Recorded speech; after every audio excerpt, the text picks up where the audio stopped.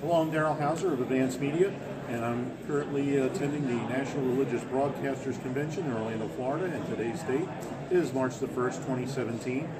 And with me right now is a gentleman who's author of many books, and he's certainly been a champion of religious liberties, and has appeared on television numerous times, defending them. And I'm glad to have the chance to talk with him the second time. First time was not in person, believe it or not. It was a telephone call via another talk radio show. And I have the great honor of meeting Mr. David Limbaugh. And thank you so much for giving me your time. Thanks for having me. Okay. How did you get into the battle? What made you get involved in the battle for religious liberties?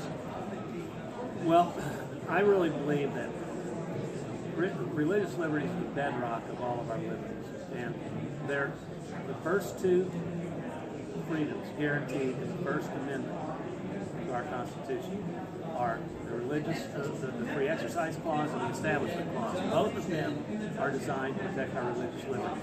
The founders, the framers, believed that those were essential to preserving our liberty. And that's why our ancestors broke from England and came here. So critically important.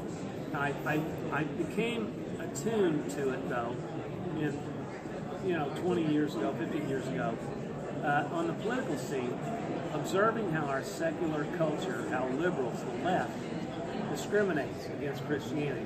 They preach to us that we should be tolerant, and they're tolerant of everyone except Christians. And they demand tolerance from us and won't give it back. And it's worse than that, because they don't demand that we be tolerant in the sense of letting them have their say and we treat them civilly with respect. They demand that we affirm and embrace their ideas. And if we don't, they demean us and degrade us. And you see that in the culture all the time. You see it in academia. You see it in Hollywood. They try to belittle people who don't agree with them, i.e. Christian conservatives. They won't do it to anyone else. Every other religion, every other belief, every other faith or non-faith is protected to them. Christians are anathema to it. And I'm sorry if that's too frank, but it's a fact. It squares with reality. How do you see the current state of religious liberties now in America? Well, we are under assault, even worse than when I wrote my book, Persecution, how liberals are waging war on Christianity over a decade ago. We are under worse assault because we had a president of the United States, Barack Obama, the last 8 years, who had contempt for our worldview, despite him claiming to be a Christian, whether he was or not. He didn't treat Christians with respect. He didn't treat the Christian worldview with respect. He displayed contempt for bitter clingers, people who held on to their Bible and their guns, people who subscribed to the worldview that you and I subscribe to. And he treated us as intolerant bigots and racists and whatever. And so a lot of damage was done through his executive orders, through his pressure in the culture for the culture to accept same-sex marriage and put it on the same level as gender, actual gender. They made gender identity equivalent in a protected class in the Constitution when it clearly was never intended to be. He and other liberal executives have appointed activists, liberal activists to the courts, and they have declared that that's what the Constitution says, even when it doesn't. I think with the election of Donald Trump and the people rising up who disagree with that people, who believe that Christians ought to be protected, who believe in traditional values, who believe in traditional marriage, I think we're going to see a gradual rollback of the damage that has been done, and we're going to see a resurrection of Christian liberties. But it's going to take time, just like it took time to erode it, it's going to take time to reclaim those liberties. Okay.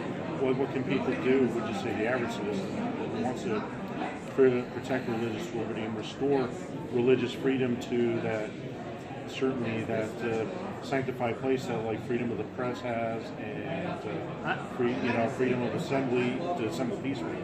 I think the main thing, there's no magic bullets. I think what the main thing people can do is be vigilant. They can quit being negligent. They can quit being complacent and passive and recognize we're in a culture war. and not belittle at least the people who are willing to fight for their values. They don't have to fight if they don't want to, and we'll let them stay on the sideline. But don't go after those who will fight and claim they're just warriors and bellicose and troublemakers and intolerant. No, wake up. We're in a war, figuratively, and we have to fight for our right. By the way, Christians are the only group that will, well, I don't say the only group, we will not recommend, we will never suppress the religious liberties of other people. Conservatives won't.